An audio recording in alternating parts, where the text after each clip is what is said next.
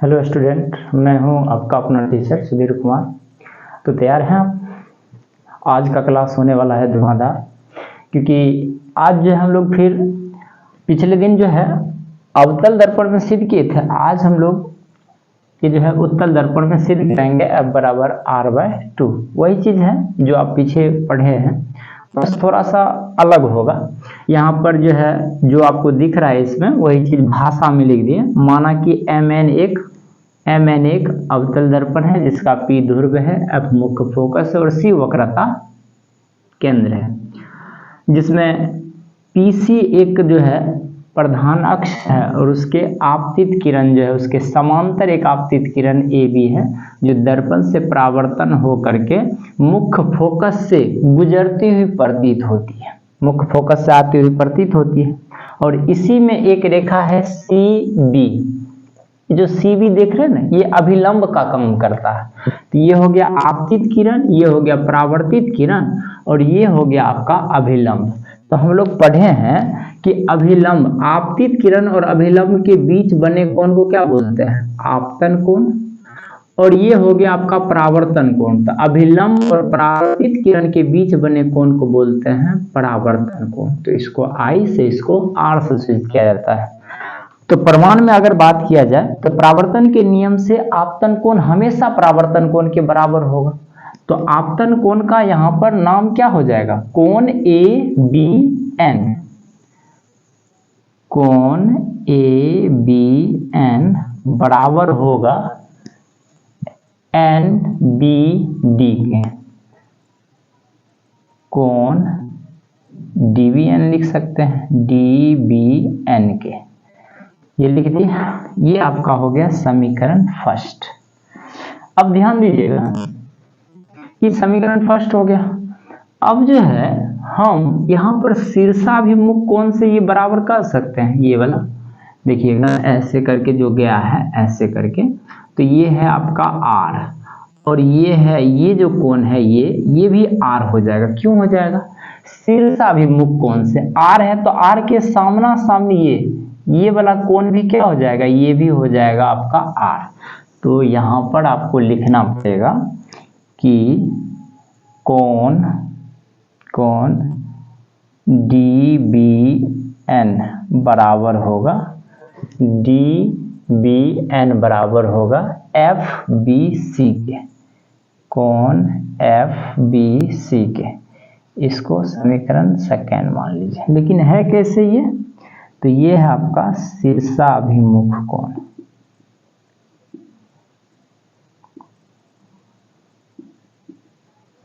शीर्षाभिमुख कोण से हो गया। अब आप देखते होंगे कि AB जो है ना समांतर है PC के। ये इस रेखा को अगर आगे बढ़ाया जाए तो ये समांतर है, तो हम लिख सकते हैं यहाँ पर कि AB समांतर है PC के, समांतर है, और CBN इनसे मिलती है, समांतर है, तथा CBN इनसे मिलती है।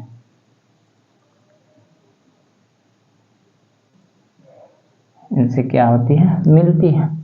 अगर मिल रही है तो बताइए, ये जो रेखा है ऐसे करके, ये है AB और ये है आपका PC ऐसे करके, और यहाँ पर एक लकीर है ऐसे, तो ये I है। तो बताइए ये भी क्या हो जाएगा? I नहीं होगा? यानी कि ये I है तो ये भी क्या हो जाएगा? I हो जाएगा। क्यों हो जाएगा? तो समांतर रेखा में आप पढ़े हैं ये और ये बराबर होगा, संगत कोण होने से बराबर होते हैं। तो हम इस कोण को लिख सकते हैं कोण ABN, कोण ABN बराबर हो जाएगा कौन सा? FCB, कोण FCB। ये हो गया आपका समीकरण 3। तो अब देखिए कौन कौन ऐसा है जो मिल रहा है? DBN मिल रहा है, DBN मिल रहा है, फिर इसमें ABN मिल रहा है, तो इसमें और FCB मिल रहा है। तो सब जो है एक दूसरे से मिल रहा है, ये इससे मिल रहा है, ये इससे मिल रहा है, ये इससे मिल रहा है। तो यहाँ पर हम लिख सकते हैं समीकरण फर्स्ट, सेकेंड एवं थर्ड से। समीकरण फर्स्ट, सेकेंड एवं थर्ड से। थर्ड से क्या लिख सकते हैं कि कौन एफ बी सी बराबर हो जाएगा कौन एफ सी बी,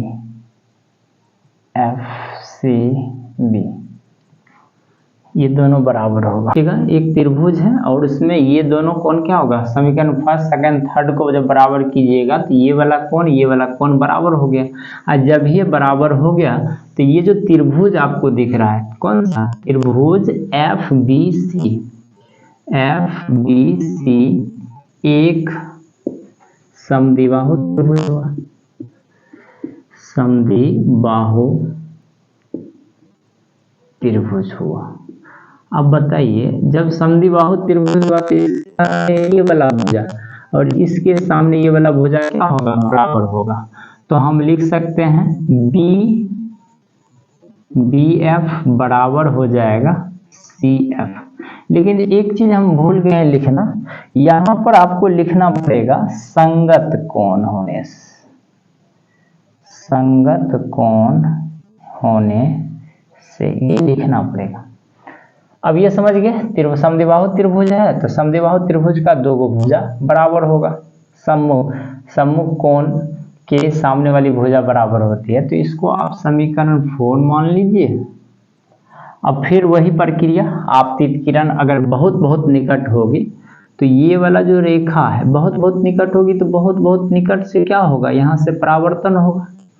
अब परावर्तन जब होगी तो ये वाला भुजा और ये वाला भुजा लगभग में क्या हो जाएगा, समान हो जाएगा।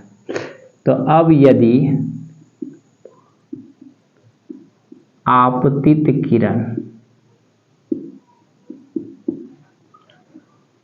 प्रधान अक्ष के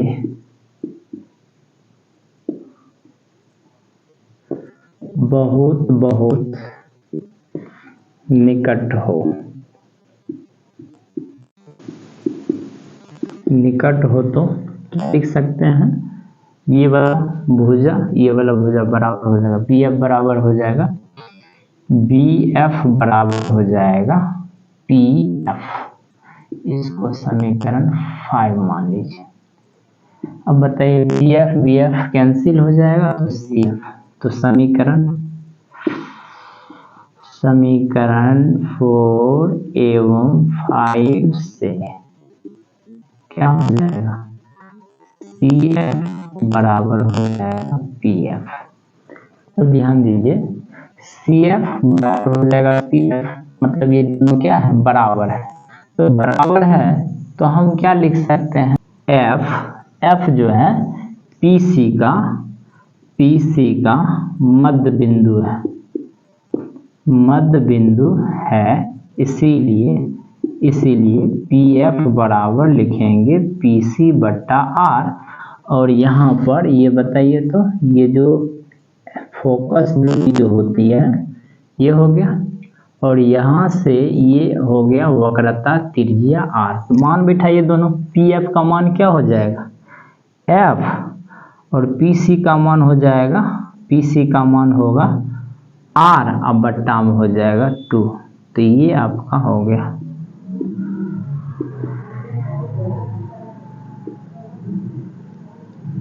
ठीक, ऐसे ही हम लोग सिद्ध करेंगे। आप चाहें तो इसका स्क्रीनशॉट ले सकते हैं।